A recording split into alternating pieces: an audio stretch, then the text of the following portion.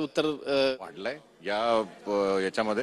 In fact बरंच तुम्ही सगळे जे त्यांचे पाहाल, right from agriculture to personal taxation, सगळ्या याच्यात नुसतं ग्रोथ दिसतंय. जे आपण म्हणतोय की GDP 6.5 किंवा 7% जाईल, मी तर म्हणतो GDP आता वाढणार. कारण की एक तर सेंटिमेंट खूपच छान झाला लोकांचा. म्हणजे जे इतके वर्ष आपल्याला नुसतं 3 दिवस एक अपेक्षा होती, मग बजेटच्या दिवशी निराश होते. या वर्षी ॲक्च्युली सामान्य माणसासाठी गव्हर्नमेंटनी अगदी म्हणजे एक तर टॅक्सेबल लिमिट जी वाढवली आहे त्याच्यानी खूप लोकांना फायदा होणार आहे. सिनियर सिटीजन्ससाठी पण खूप फायदा होणार, कारण की त्यांनी ऑलमोस्ट डबल लिमिट केली आहे TDSसाठी. तर म्हणजे जे 50,000 होते 1,00,000वर आणली आहे त्यांनी. त्याच्यामुळे काय होतं की जी डिस्पोजेबल इन्कम जे लोकांच्या हातात तो ऑलमोस्ट डबल झाला आहे. म्हणजे तुम्ही आता म्हणा ना, 7 लाख जर टॅक्स फ्री होतं तर ते जे लोक 12 लाखांमध्ये, ते म्हणजे किती लोक त्याच्या अंडर येतील. म्हणजे त्यांना सगळं जे इन्कम आहे कम्प्लिटली टॅक्स फ्री, म्हणजे तितका तो पैसा त्यांच्या हातात येतो. त्यांची स्पेंडिंग पॉवर वाढते, त्याच्यामुळे कन्झम्पशन वाढणार.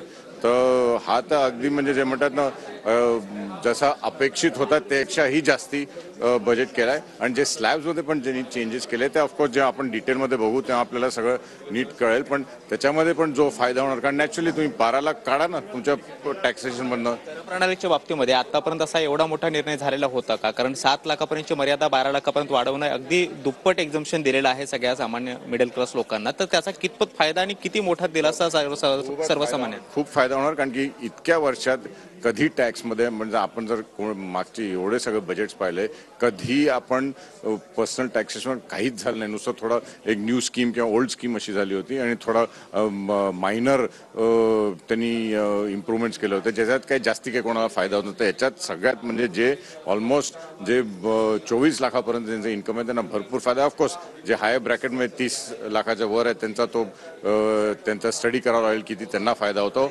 बट जो आपला सामान्य वर्ग आहे, सामान्य जे सगळे आपण त्या लॉटमध्ये आहोत, आपल्या सगळ्यांना जे करंट पगारामध्ये जो आपल्या हाती येतो त्याच्याहून जास्ती पैसे नाही, त्याच्यामुळे आपलं स्पेंडिंग पॉवर वाढणार आहे. संपूर्ण बजेट सादर झालं ते पाहिलेलं आहे. स्लॅब्सच्या बाबतीमध्ये काही त्याच्यामध्ये म्हणण्यात आलेलं आहे का, की सरसकट 12 लाखापर्यंतची करमुक्ती जी आहे ती देण्यात आलेली, की त्याच्यामध्ये काही ठराविक स्लॅब्स देण्यात आले? नाही, हे स्लॅब्स देण्यात आले, पण ऑफकोर्स 12 लाख तर स्ट्रेट एक्झेम्प्ट आहे. मग त्याच्यानंतर जो स्लॅब्स ते स्टडी करावं लागेल, कारण की ते जेव्हा सगळे डिटेल्स येतील तर आम्हाला अजून, कारण आत्ता नुसतं आम्ही मोघम काहीतरी आपण बोलूया, पण जेनेरिकली जर म्हटलं तर तो नक्कीच फायदा होणार आहे.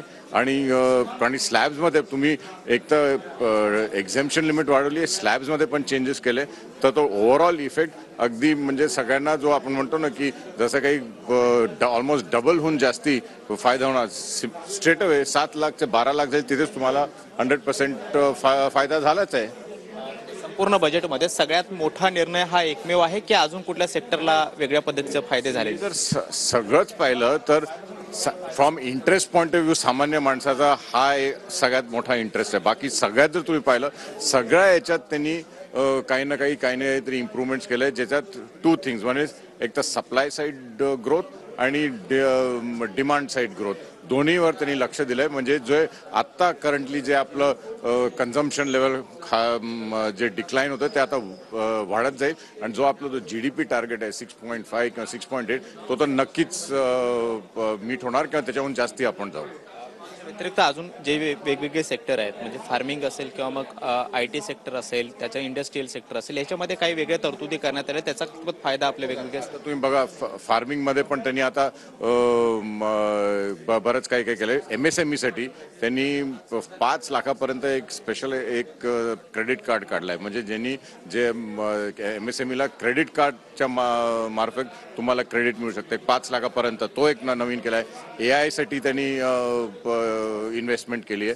प्लस इनफॅक्ट हेल्थकेअरमध्ये पाहणार सगळ्या डिस्ट्रिक्ट्समध्ये त्यांनी म्हटलंय की एक कॅन्सरचं डे केअर सेंटर आम्ही सुरू करू. तो एक मोठा अगदी निर्णय आहे. म्हणजे सगळ्या डिस्ट्रिक्ट्समध्ये, आपल्या भारतात किती डिस्ट्रिक्ट्स आहे, तर हेल्थसाठी त्यांनी केलंय, एज्युकेशनसाठी केलंय, फार्मर्ससाठी केलंय आणि कॉमन मॅनसाठी केलंय. सगळ्यांना म्हणजे सगळ्यांना धरून एक हा बजेट जर तुम्ही म्हटलं तर अगदी इतक्या वर्षांचा सगळ्यात बेस्ट बजेट आहे. नवी कर प्रणाली सगळ्यात मोठा दिलासा आहे सर्वसामान्य. येस ॲब्सोल्युटली म्हणजे आय वुड से की जो प्री बजेट अपेक्षा होत्या त्याच्याहून जास्ती मिळाला या बजेटमध्ये. खूप धन्यवाद सर. तर अजित मंगरुळकर आपल्यासोबत होते, ते IMCचे डिरेक्टर जनरल आहेत आणि या अर्थसंकल्पामधून जी कर प्रणाली निश्चित करण्यात आलेली आहे 12 लाखापर्यंत कर मुक्तीचा जो काही निर्णय सरकारने घेतलेला आहे तो सगळ्यात मोठा दिलासा सर्वसामान्य लोकांना आहे. सर्वसामान्य जे नोकरदार वर्ग आहेत त्यांना